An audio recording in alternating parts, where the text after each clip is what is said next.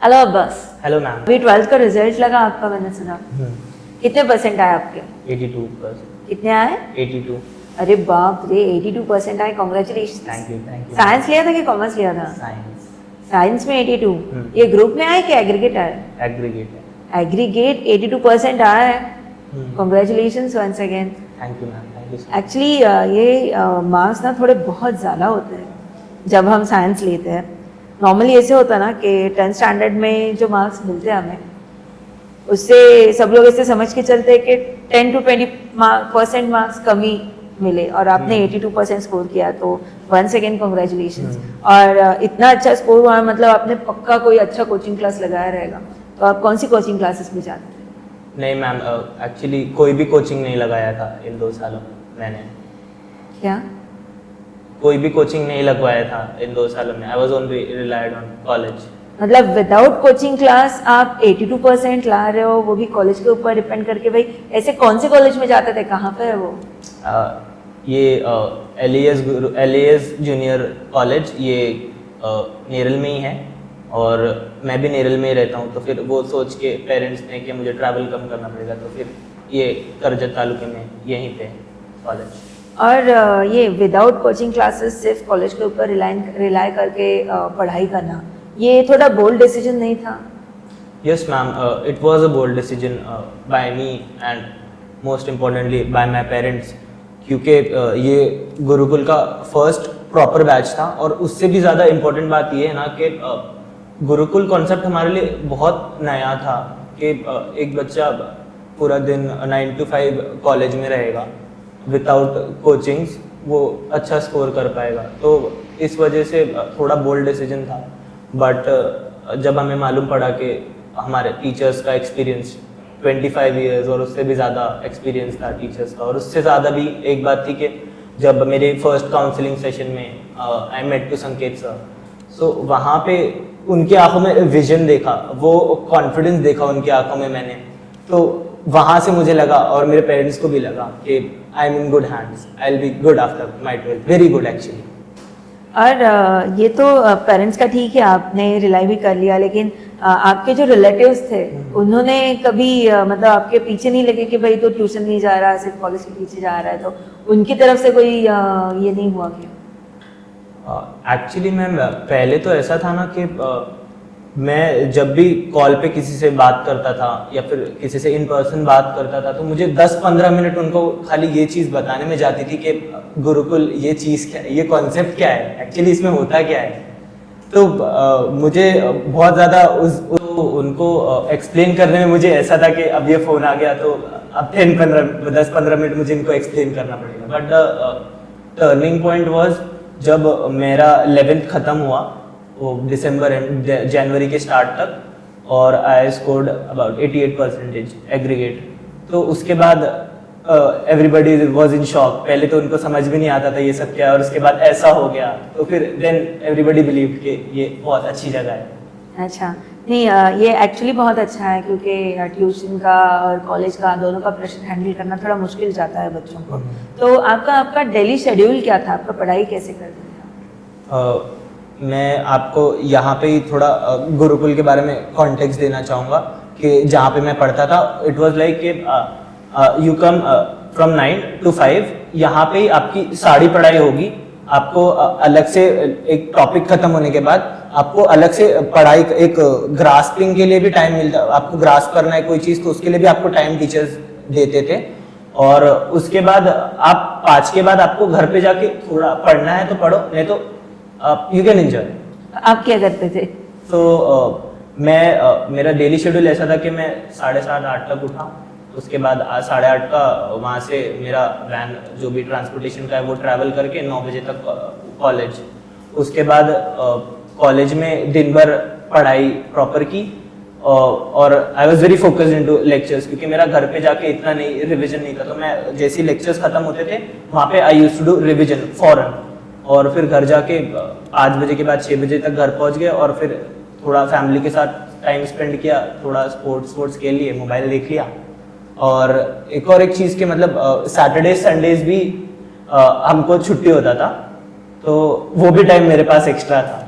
या अभी आपने बोला कि सैटरडे संडे आपको हॉलीडेज रहते थे, मतलब 5 days a week, तो हफ्ते में सिर्फ 5 दिन पढ़ाई करना इनफ होता था? मैम जब आप 5 days a week बोलते हो ना, so you also have to consider कि हम उन 5 days में हमारा टाइम क्या था आने का। सो हमारा टाइम 9 to 5 था, और 1-1.5 घंटे के ब्रेक होते थे हमें, 1 घंटे का अलग, आधे घंटे का अलग, ऐसे ही। तो उसमें कैसा था कि हमको फिर भी 6.5-7 घंटे की क्वालिटी पढ़ाई हमको मिल रही थी। तो वो हम जो सैटरडे का टाइम था ना, वो हम एक्स्ट्रा 2-2 घंटा रोज का निकाल के वो सैटरडे का टाइम हमारा कवर हो जाता था, और फिर सैटरडे एंजॉय करते थे। नहीं, ये बहुत अच्छा हुआ।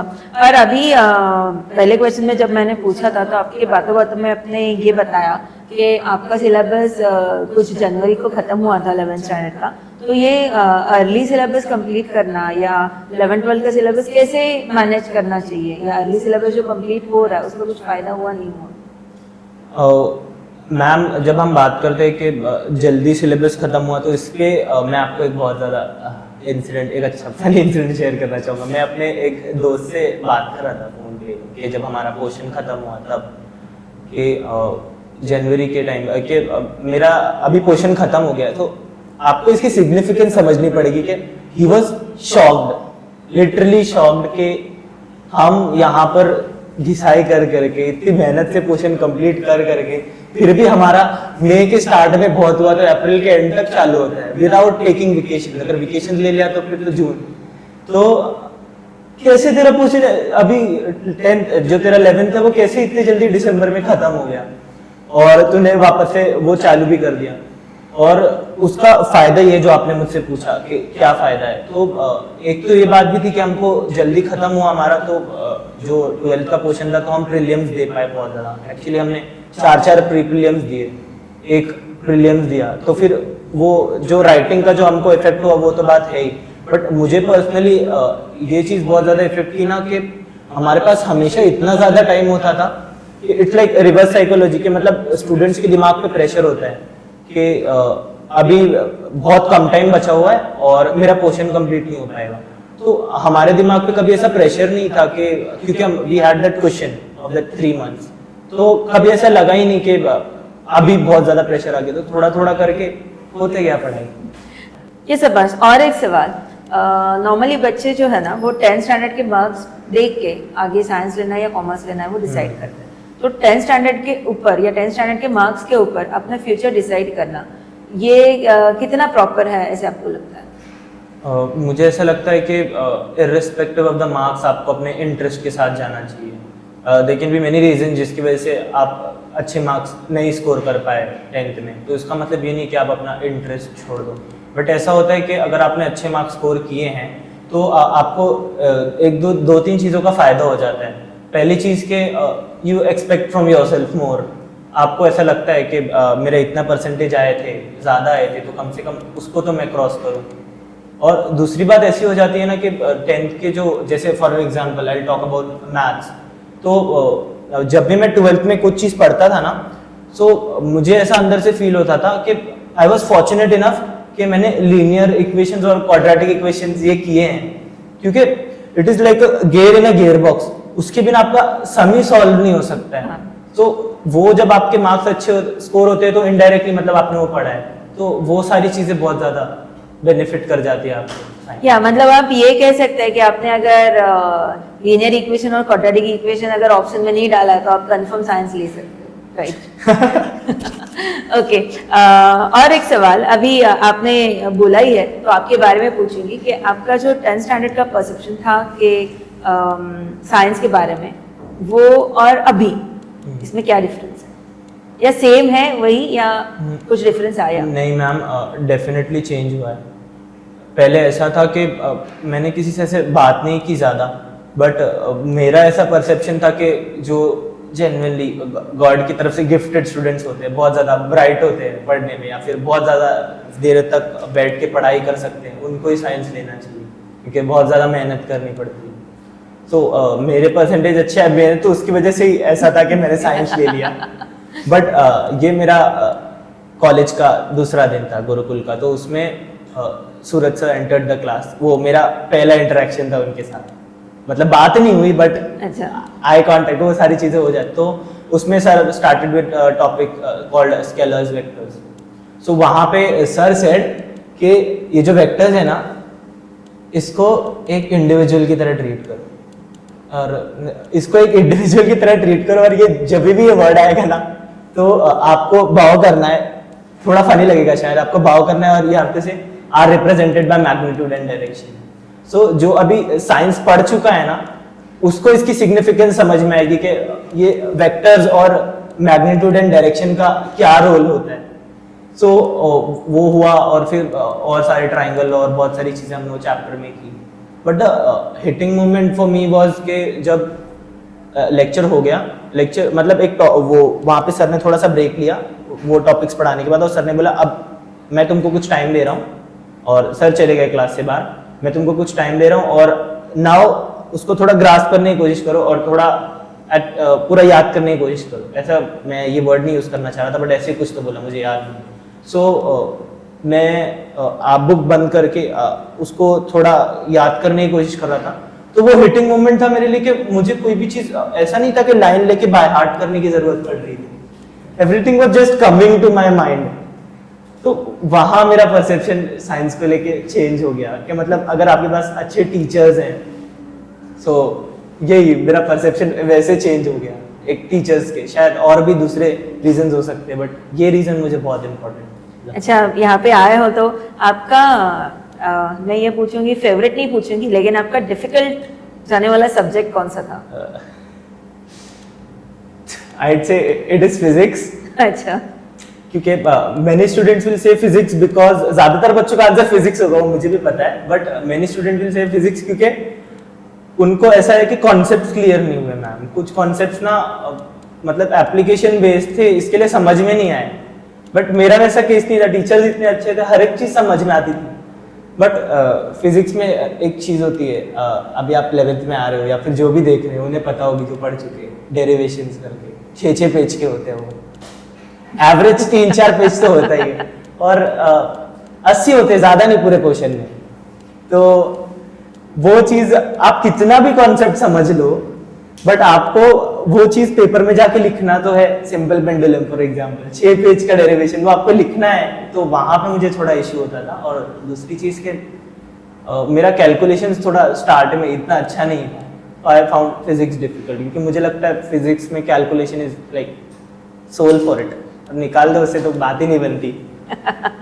अभी आप बोले कि बहुत बड़े डेरिवेशंस होते हैं और आपको वो लिखना पड़ता है, तो उसके रिलेटेड एक सवाल रहेगा कि नॉर्मली बच्चे जो होता है ना, वो प्रिंटेड नोट्स प्रेफर करते हैं पढ़ाई करने के लिए, और प्रिंटेड नोट्स से आंसर्स लेके बाय हार्ट करते हैं और पेपर्स लिखते हैं। तो आपने सेम चीज की थी या आपने कुछ अलग किया था? नहीं मैम, एक्चुअली हमारे टीचर्स हमको नोट्स, खुद के नोट्स, उनके जो नोट्स उन्होंने रेफर किए हैं वो हमें डिक्टेट कर देते, इजी लैंग्वेज वाले। और ये एक फर्क होता है प्रिंटेड नोट्स का। पहले मैं बात करूँ कि वो जो लैंग्वेज होती है वो बहुत हार्ड होती है, तो फिर हमको इजी लैंग्वेज में वो हमको लिखवा के देते थे पूरे बुक्स। ओके, मतलब आप हैंड रिटन नोट्स प्रेफर करते थे, मतलब हाँ, प्रिंटेड हाँ। नोट्स से ज्यादा आप हैंड रिटन नोट्स प्रेफर करते थे। तो आप हैंड रिटन नोट्स के बारे में कुछ स्टूडेंट्स को बताना चाहेंगे कि उसका क्या फायदा होता है, यार आप कैसे आपके बुक्स वगैरह मेंटेन करते थे? अब यहाँ पे आई शेयर 1-2 इंसिडेंट के जिससे आपको सिग्निफिकेंस मालूम पड़ेगी कि प्रिंटेड नोट्स की क्या इंपॉर्टेंस होती है। कि पहले सर ने फिनॉल चैप्टर स्टार्ट किया था, पहला ही रिएक्शन था, आई विविडली रिमेम्बर। या तो उसमें हमें क्लोरोबेंजीन से फिनॉल बनाना था। तो नॉर्मल सेंस के हिसाब से हमने ऐसे एक स्टेप में सर ने रिएक्शन बताया NaOH ऐड करके और हमने बना दिया। बट सर ने बोला ये आपने बनाया है, इसको हाईलाइट करो, जैसे भी आपको लगे, या तो बॉक्स करो और कैंसिल कर दो इसे, क्योंकि ये गलत है, ऐसे नहीं होता। अच्छा। और ऐसे एक और इंसिडेंट शेयर करना चाहूंगा कि पार्शियल फ्रैक्शंस में एक सम था जो वो कुछ एक्सेप्शन था, वो वैसे सेम तरीके से सॉल्व नहीं होता था। तो हमने पूरा सम सॉल्व किया, उसके बाद संकेत सर माय टीचर, उन्होंने बोला हाँ ये तो अच्छा है बट आप इसे कैंसिल कर दो, ये काट दो मतलब बेसिकली, क्योंकि ये गलत है। तो वो हिटिंग मोमेंट होता था हमारे लिए, क्योंकि कैसा होता है ना, कभी कभार एग्जाम प्रेशर में आपको समझ में नहीं आता, और जो यूजुअल ट्रेंड्स है ना आप उसके हिसाब से सॉल्व कर देते हो, बट जब वो इतना हिट होता है ना तो आपको वो फीलिंग याद रह जाती है। पहली बात तो ये हो गई। दूसरी बात आई विल टॉक अबाउट के बहुत सारे स्टूडेंट्स को ऐसी तकलीफ होती है ना कि सर ने अभी तो पढ़ाया था, मेरे टीचर बहुत अच्छे हैं, बट बाद में खोलता हूँ फिजिक्स का पोर्शन इतना वास्ट है, मुझे चीज़ें याद नहीं रहती। तो उस पर मैं बात करना चाहूँगा कि हमारे सूरज सर ने मेरे टीचर एक कॉन्सेप्ट हमें बताया था कि जो मुझे बहुत पसंद था, दिखने में भी बहुत अच्छा लगता था बुक में, हमारे हैंड रिटन नोट्स में, और बहुत ज़्यादा यूजफुल भी था।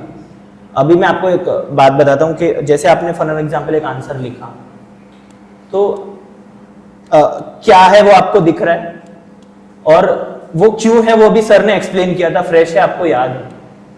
बट जब 6 महीने बाद आप बुक खोलोगे ना तो आपको बस दिखेगा क्या है, वो क्यों है, उसका कॉन्टेक्स्ट कुछ भी आपको याद नहीं रहेगा।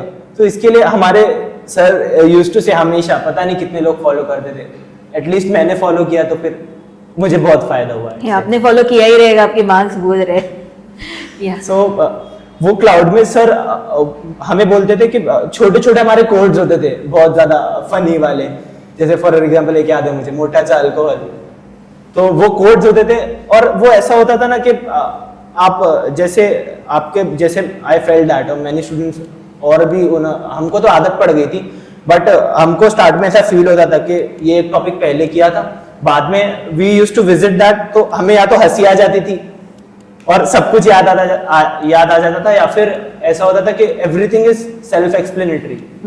सो वो सिग्निफिकेंस होता है एक अच्छे टीचर का और उसके दिए हुए नोट्स का। या वो तो अभी बहुत अच्छा लगा आपसे सुन के कि वो आप क्लाउड बनाते थे और क्लाउड में बहुत सब मजा लिखते आता थे। था मैम। हाँ हाँ, तो वो याद करने में भी बहुत मजा आता था। यहाँ पे मैं और एक बात पूछना चाहूंगी आपसे कि आप बोल रहे कि आपके टीचर्स बहुत अच्छे थे, तो आपका कोई मेंटर वगैरह था? आप ट्यूशन तो वैसे भी नहीं जा रहे थे, आपने पहले ही बोल दिया था, तो आपका कोई मेंटर वगैरह था?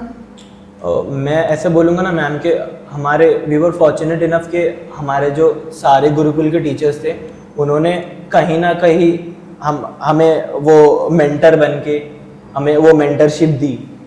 बट पर्सनली फॉर मी जब मुझे उस चीज़ की सबसे ज़्यादा ज़रूरत थी ना, और एक ऐसी चीज़ होती है ना मैम के जो टीचर्स के लिए एक रिस्पेक्ट होता है, और वो एक बाउंड्री होती है टीचर और स्टूडेंट के बीच में कि वो रिस्पेक्ट क्रॉस नहीं होनी चाहिए। सो यहाँ पे मैं नाम लेना चाहूँगा मेरे टीचर संकेत सर का, कि कोई भी टीचर आपको ब्लैक बोर्ड के सामने खड़े होके बहुत सारी चीज़ें, बहुत सारे सजेशन दे सकते हैं, बट जब कोई आपको आपके कंधे में हाथ डाल के आपके साथ बैठ के जब आप बहुत ज़्यादा लो फील कर रहे हो, एक लिटरली एक बड़े भाई की तरह आपको लाइफ के बारे में बताए और पढ़ाई के बारे में आपका स्ट्रेस दूर करे, तो वो मेंटरशिप उसका कोई सब्स्टिट्यूट ही नहीं है मैम। बिल्कुल सही। तो यही मेरा कहना चाहूँगा कि संकेत सर वैसे तो सारे ही मेंटर्स थे हमारे लिए, बट संकेत सर वो जो मुश्किल टाइम था मेरे लिए वहाँ पे उन्होंने बहुत हैंडल किया मुझे। अच्छा, तो अभी आप आपके मेंटर्स के बारे में बात ही कर रहे हैं, तो आपके favourite teacher? I'd say it's a tough one, but Suraj sir. Okay, मतलब आप अभी बहुत बार संकेत सर के बारे में बात कर रहे थे और अभी अभी फेवरेट टीचर सूरज सर बोल रहे हैं, क्यों बता सकते हो? मैम एक्चुअली एक चीज़ ऐसी होती है ना कि ऐसा बोला जाता है कि आपको हमेशा पर्दे के सामने रहने की ज़रूरत नहीं है किसी का भी दिल जीतने के लिए, किसी के लिए कुछ करने के लिए, क्योंकि I always used to see Suraj sir के प्लानिंग, ज़्यादातर जहाँ तक मैंने ऑब्जर्व किया कि जितने भी प्लान्स रहते थे he was involve into it, हर एक चीज़ में। और there were number of incident जिसमें उनका मेमोरी, उनका इंटेलेक्ट तो मुझे पता ही है, उनके बात करने की एबिलिटी वो सब मुझे पता है, और मैं चाहूँगा कि वो मुझे आ जाए फ्यूचर में वैसे। तो वो इतनी अच्छी हर एक चीज़ होने के बाद जब क्रेडिट लेने की बात आती थी तो he was never on the stage. तो आई लव कि मुझे वो मिल जाए बस फ्यूचर में कैसे भी, क्योंकि वो फीलिंग सेल्फलेसली देने की, वो एटीट्यूड, वो डिफरेंट है, बहुत अलग बात है वो मेरे लिए, इसीलिए सूरज। जैसे फॉर एग्जांपल मैं कुछ चीज़ें आपको बताऊंगा यहाँ पे। इलेक्ट्रोस्टैटिक्स करके हमारा टॉपिक है 12th का साइंस का फिजिक्स 2 में। तो उसमें कैसा था कि हमने जब 11th में वो चैप्टर पढ़ा था, बट हमने जब 12th में वो चीज़ कंप्लीट की ना, 12th में वो चीज़ पढ़ना चालू किया, तो हमें तो ऐसा समझ में आया कि आधी चीज़ तो हमने 11th में ही पढ़ ली थी इसकी। So it was never like, और डेरिवेटिव्स का भी एक एग्जांपल है कि ऐसा था कि हमने एक 11th में, जैसे मैं आपको 11th 12th बार बार नहीं बोलना चाहूंगा क्योंकि हमने पूरा ऐसे एक कंटिन्यूस जर्नी थी वो हमारे लिए, बट हमने पहले एक बेस बना लिया और उसके बाद जो कॉम्प्लेक्स टॉपिक्स थे बाद में उस पे हमने बिल्ड किया, उस बेस पे उन कॉम्प्लेक्स टॉपिक्स को। बस जैसे मैंने डेरिवेटिव्स और इलेक्ट्रोस्टैटिक्स के बाद आपको एग्जांपल बताया। अच्छा, फिर आपका सिलेबस कैसे कंप्लीट होता है? लाइक आप जनवरी से अगर 12th स्टैंडर्ड स्टार्ट करते हो तो बेसिकली आपका सिलेबस कैसे कंप्लीट होते जाता है? मतलब आप पूरा दिन पढ़ाई करते हो या आपको थोड़ा सांस लेने के लिए भी टाइम मिलता है वहाँ पे? Ma'am it depends on individuals कि how you take it, the burden portion का। तो कैसा है कि हमारे जो कुछ दोस्त थे, मैंने ऐसे नोटिस किया कि उनको स्टार्टिंग से उनको बहुत ज़्यादा प्रेशर था कि अच्छा स्कोर करना है, अच्छा पढ़ना है, और बाद में ऐसा हुआ कि वो स्कोर भी नहीं कर पाए। तो ये मेरा एक सजेशन रहेगा कि प्लीज़ आप पढ़ाई एक ठीक है एक हद तक आप करिए, बट कभी उसका प्रेशर मत लीजिए कि मतलब मुझे इतना स्कोर करना ही है। तो इस पे मैं मुझे बहुत ज़्यादा फनी इंसिडेंट याद आ रहा है, मैं आपको बताता हूँ कि जो आपने बोला ना कि आप इंजॉय भी कर पाते थे नहीं साथ में, कि हमारे एक गायत्री मैम क्लास में एंटर किए और उनका एक टॉपिक था structure of atom and nuclei का टॉपिक था। तो उसमें मैम ने एक आंसर स्टार्ट किया, बहुत बड़ा आंसर था, बहुत सारे पॉइंट्स थे उसमें। तो उसमें मैम ने वो आंसर एक्सप्लेन कर दिया, उसके बाद सबको उठा के पूछने लगे कि आ रहा है कि नहीं। तो मैंने बोल दिया, 2-4 और बच्चे थे बोल दिया, बट ज़्यादातर बच्चों ने उसका आंसर नहीं दिया। तो उसके बाद मैम ने बोला, अब इसे ध्यान से सुनिए, you won't believe, ma'am said tear that page, make a rocket out of it और उसको उड़ाओ। बिलीव होगा आपको ये बात? नहीं। तो फिर हमारे पास वो वीडियो भी, और आज भी देख के ऐसा लगता है क्या ही मजे किए हमने पढ़ाई के साथ। और फिर वो रॉकेट बढ़ा के उड़ाया हमने, और at the end of the day ऐसा था कि सबको आंसर भी याद हो गया। तो आपके जो टीचर्स है वो आपको क्या से क्या बना देते हैं, क्या चीज को, ये आपको समझ में आना चाहिए। सही बात है। आपका जो डेली शेड्यूल रहता था, नॉर्मली बच्चों को ऐसे होता है कि घर पे जाओ और मोबाइल फोन्स छूटते ही नहीं हाथ से, तो मोबाइल फोन का आपके ऊपर क्या इफेक्ट हुआ? क्या मैम, जैसे मैंने आपको पहले भी बताया कि मैं 9 to 5 I was in college, उसके बाद I used to spend time with family and play a bit of sports, and उसमें मोबाइल का भी, I am not that mobile guy, उतना मैं मोबाइल में हूँ भी नहीं, I am not that techie, सब ओल्ड स्कूल बोलते हैं मेरे दोस्त।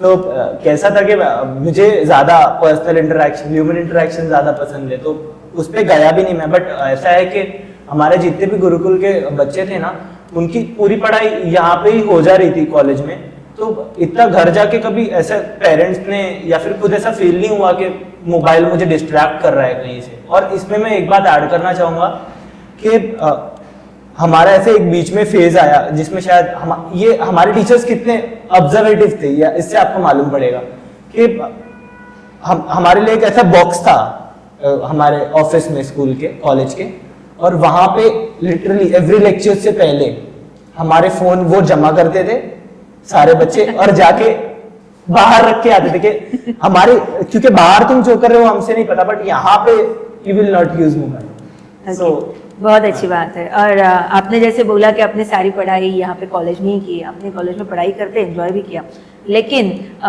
ये जो कॉलेज लाइफ नाम की चीज़ होती है, जब हम साइंस लेते हैं तो बच्चे पूरा दिन रात पढ़ाई करते हैं, तो आप यहाँ पे गुरुकुल में थे, तो आपको कॉलेज लाइफ नाम की कोई चीज़ मिली या नहीं? मैम, मैं बोलूँगा कि इट डिपेंड्स कि ऑन द इंडिविजुअल के what is your definition of college life, कि मुझे दूसरों का नहीं मालूम बट मेरा डेफिनेशन ये है एंजॉय करने का कि मैं सच्ची बता रहा हूँ कि मुझे सबसे इंटरेक्ट करना बहुत पसंद है, लोगों की फीलिंग्स जानना बहुत पसंद है, उनका दुख दर्द या फिर उनकी अच्छी चीजें बांटना बहुत ज्यादा पसंद है। सो कॉलेज में there were number of incident जिसमें हमारे टीचर्स ने या फिर हमारे फैकल्टी ने हमको वो चांस दिया कि हम अपने आप को जाके स्टेज के सामने दूसरे को प्रेजेंट करें कि हम क्या हैं, तो वैसे बहुत इंजॉय किया।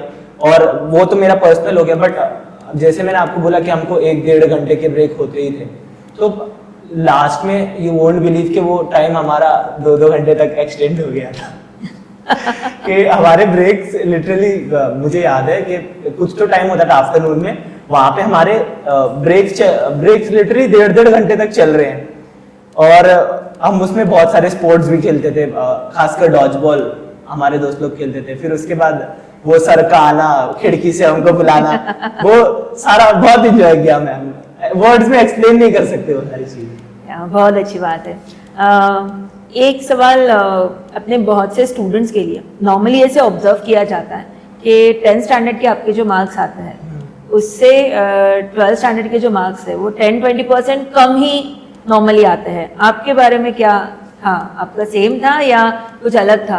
क्योंकि आपने ऑलरेडी 82% स्कोर किया है, सो आपके 10-20% कम होने के चांसेस तो मुझे नहीं लग रहे, लेकिन फिर भी आपका उसके बारे में क्या कहना है, क्यों होता है ऐसे? नहीं मैम, एक्चुअली क्रॉस्ड माय 10%, वो 79% था और अभी मुझे 82%। गुड, मतलब आपने कुछ अलग किया है कि 10 के मार्क्स से 12 के मार्क्स आपके ज्यादा आए, और डेफिनेटली मेरे ख्याल से ये आप गुरुकुल में आए हो इसके लिए हुआ रहेगा। हाँ। क्योंकि बार बार आपके मुंह से वही सुन रही हूँ। तो बाकी बच्चों का क्या प्रॉब्लम होता है? आपने तो क्रॉस कर लिया। मैम एक जहाँ तक मुझे लगता है इसमें देयर आर 2-3 फैक्टर्स हियर। कि पहली चीज ऐसी होती है, if you score above 90 in 10th, तो एक आपके अंदर का वो चीज़ मेरे लिए जो जिनके लिए पॉजिटिवली भी काम कर सकती है और नेगेटिवली भी काम कर सकती है कि इफ आई स्कोर्ड गुड, तो मुझे लगता है कि कुछ नहीं, I underrate the portion of physics of the science. तो वो बच्चों के साथ पहली चीज अपने आप पे, I will not use the word over confidence, but अपने आप पे शायद बहुत ज्यादा भरोसा हो जाता है। और जब तक उन्हें समझ में आता है कि फिजिक्स का और स्पेशली फिजिक्स का और साइंस का पोर्शन बहुत वास्ट है, तब तक लास्ट के 6 महीने बच्चे होते हैं और बहुत 60-70 स्कोर कर पाते हैं।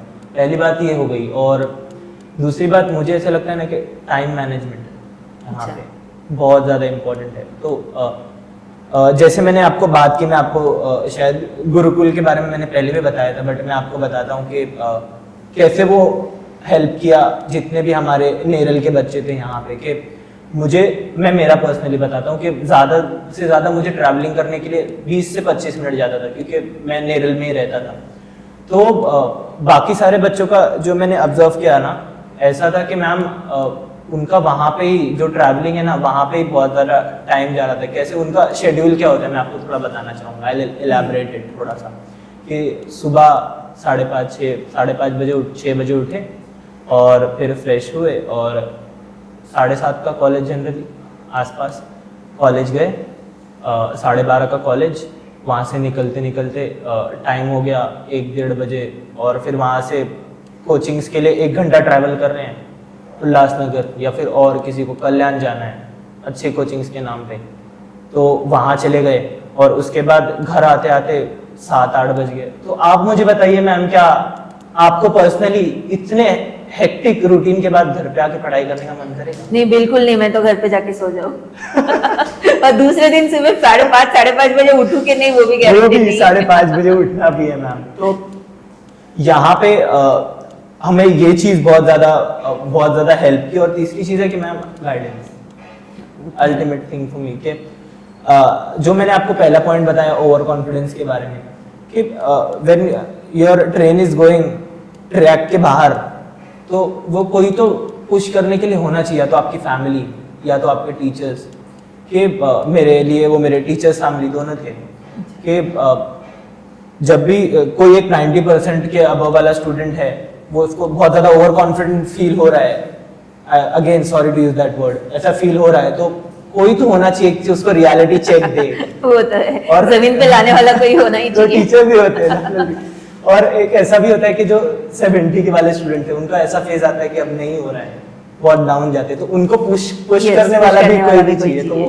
गाइडेंस बहुत ज्यादा, that is ultimate for me, ultimate thing जो डिफरेंस पैदा करता है। अच्छा, और एक चीज होती है साइंस में, सब्जेक्ट सिलेक्शन। तो वो सब्जेक्ट सिलेक्शन कितना इम्पोर्टेंट होता है, कौन से टाइप के सब्जेक्ट्स होते हैं, और आपने कैसे सिलेक्ट किया था सब्जेक्ट? मैम मुझे लगता है मैं दूसरे बच्चों से इसका आंसर, दूसरे स्टूडेंट से इसका आंसर ज़्यादा अच्छे से दे सकता हूँ, क्योंकि पर्सनली मैंने 11th में PCMB चारों लिया था और आई स्कोर्ड फेयरली इनफ, बहुत 88% स्कोर किया था मैंने 11th में PCMB लेके। और बायो इसलिए लिया था क्योंकि मेरे सिस्टर्स जो दोनों एल्डरली वो भी साइंस स्ट्रीम से ही हैं, उनका थोड़ा इन्फ्लुएंस रहता है मेरे ऊपर, और मुझे I was very much into zoology, मुझे एनिमल्स के बारे में पढ़ना, plants I love like it, but animals के बारे में मुझे पढ़ना बहुत ज़्यादा पसंद था, तो उसके लिए मैंने इंटरेस्ट के लिए लिया एंड आई स्कोर्ड गुड, क्योंकि पढ़ाई तो अच्छी हो ही रही थी हमारी, जैसे मैंने आपको बताया। बट यहाँ पे जो गाइडेंस का role, by I said the guidance is ultimate, कि 11th के बाद Gayatri ma'am came to me, my teacher, and she said आपने अच्छा स्कोर किया है, but you have to be Mohammad, you have to be realistic at the same time, क्योंकि आपने PCMB लिया है और ऐसा होता है कि अब 12th में यहाँ से पोर्शन कम नहीं होने वाला, ये पोर्शन बढ़ने ही वाला है आपका। सो कैसा होता है, अगर आप 4 सब्जेक्ट ले रहे हो तो आपका जो फोकस है वो डिस्ट्रीब्यूट हो जाएगा, बट फिजिक्स का पोर्शन जैसे कि मैंने आपको बताया थोड़ा वास्ट होता है, तो अगर आप यू ड्रॉप बाय हो तो एक ग्रुप पे आप बहुत अच्छे से फोकस कर पाओगे और हेक्टिक कम होगा आपके लिए। क्यों, as I am not that studious और मैं अपने आप को एक एवरेज स्टूडेंट ही मानता हूँ, तो मुझे ऐसा लगा कि वो चीज़, एक बायोलॉजी ड्रॉप करना, मैम का सजेशन मुझे देना, वो बहुत इंपॉर्टेंट था मेरे लिए, मैं तो शायद ड्रॉप आ जाता मेरे परसेंटेज में। यस, मतलब आप लोगों को सजेस्ट करना चाहेंगे कि अगर आपका ऑलरेडी फिक्स्ड है कि आप कौन से साइड में जाने वाले हो, तो आप इधर PCM या PCB ग्रुप लेके पढ़ाई करेंगे तो ज़्यादा बेटर रहेगा, और अगर आपका फिक्स नहीं है तो आप PCM भी लेके जा सकते हो, लाइक कोई प्रॉब्लम नहीं। Okay, good. बाद में मेरे जैसे टीचर्स मिलने चाहिए आपको सजेशन देने। हाँ, वो तो है। बस आपका इंटरव्यू तो बहुत अच्छा जा रहा है। अभी एक एक्स्ट्रा राउंड खेलेंगे हम, रैपिड फायर का। रेडी हो? हाँ, जिसमें मैं आपको कुछ क्वेश्चन पूछूंगी और आपको ये एज मैंने बोला कि रैपिड फायर है, तो आपको इमीडिएट आंसर्स देने हैं, सोचना नहीं है उसके ऊपर, और आंसर्स कंपलसरी देने हैं। तो स्टार्ट करें?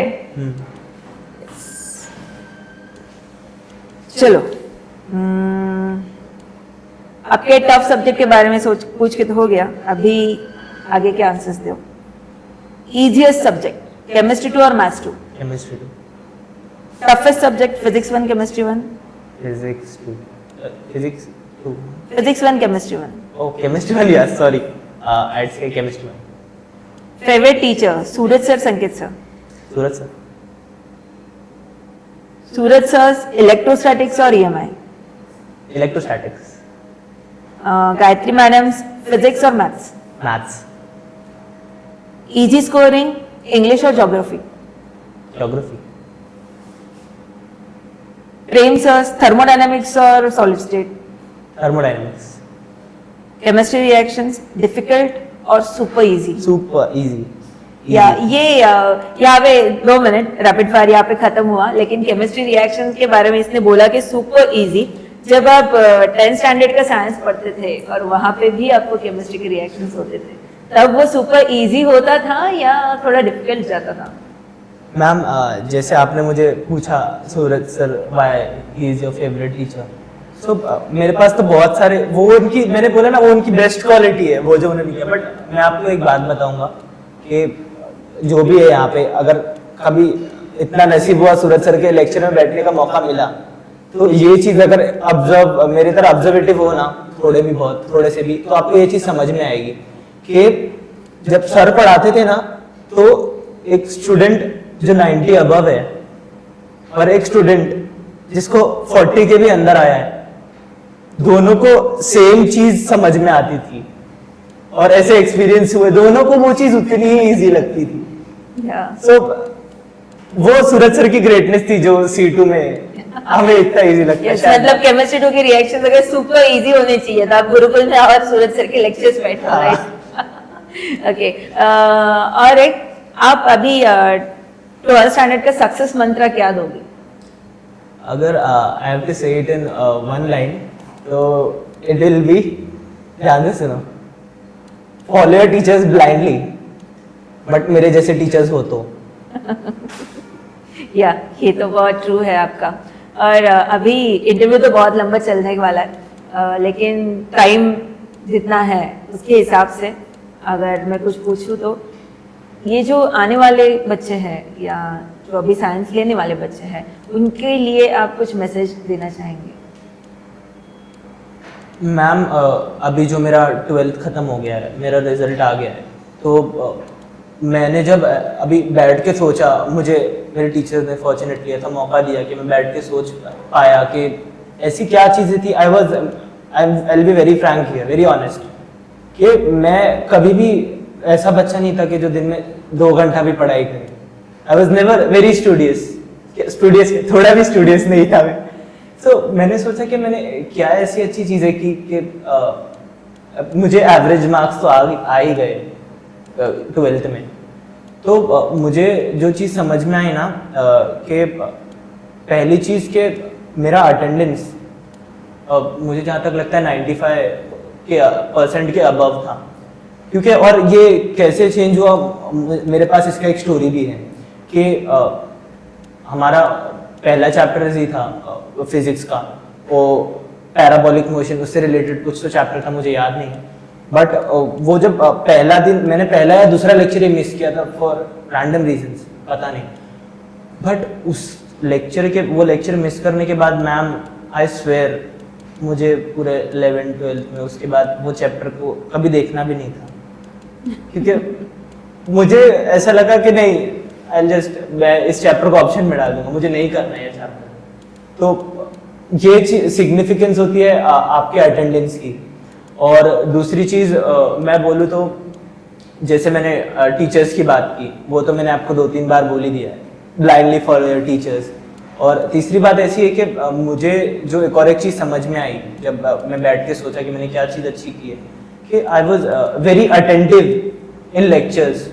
जैसे मैंने आपको स्टार्ट में भी बताया था थोड़ा, कि जैसे ही कोई भी टीचर पढ़ा देता था ना, उसके बाद आई विल गिव द क्रेडिट उनको के इस बात का, कि उसके बाद वो टाइम देते थे, या सूरज सर का खासकर ऐसा था कि क्लास के बाहर चले जाते थे, अब आपको अंदर जो करना है करो, मैंने 5 मिनट लिया है, you want to revise it, revise कर लो। या फिर बच्चे थे जो मस्ती भी करते थे, तो मैंने वहां पे ना उस टाइम जो सर देते थे ना, as I said blindly follow teachers, तो वहां पे मैं रिवाइज करता था चीज़ों को, सोचता था बैठ के उनके बारे में, ज़्यादातर जैसे इलेक्ट्रोस्टैटिक्स का एक चैप्टर मैंने इजी बोला आपको, तो विजुअलाइज करता था उनके बारे में। तो वो चीज़ों की वजह से मैं आई अगेन से कि I was not that studious. तो वो जो टीचर्स ने जो वो टाइम दिया मुझे रिविजन का, जो मैंने बोला घर जाके भी पढ़ाई नहीं करता था, तो वो जो टाइम मिला वहां पे मैंने बहुत ज्यादा रिवीजन किया। तो वही बोलूंगा कि be attentive in lectures, these are 2-3 things that I will give you the advice, and be consistent. Yes, thank you Abbas, आपने बहुत अच्छी जानकारी दी। और जैसे मैंने बोला कि ये इंटरव्यू कैसे चलते ही रहना चाहिए, लेकिन टाइम नाम की भी कुछ चीज़ होती है, टाइम भी परमिट करना चाहिए। तो हम यहाँ पे ही रुकते हैं, लेकिन आपके जो भी प्यारी प्यारी एडवाइसेस है और स्टूडेंट्स को आपने जो गाइडेंस दिया है, वो आने वाले जनरेशन को या आने वाले स्टूडेंट्स को बहुत ज़्यादा फायदेमंद हो ऐसे लगता है। और आपकी बातों से सिर्फ इतना ही पता चल रहा है कि भाई अगर आपने 11th-12th साइंस करना डिसाइड किया है, तो आप ब्लाइंडली गुरुकुल में एडमिशन लो और बाकी सारी चीज़ें अपने आप हो जाएगी। हाँ, okay, thank you so much.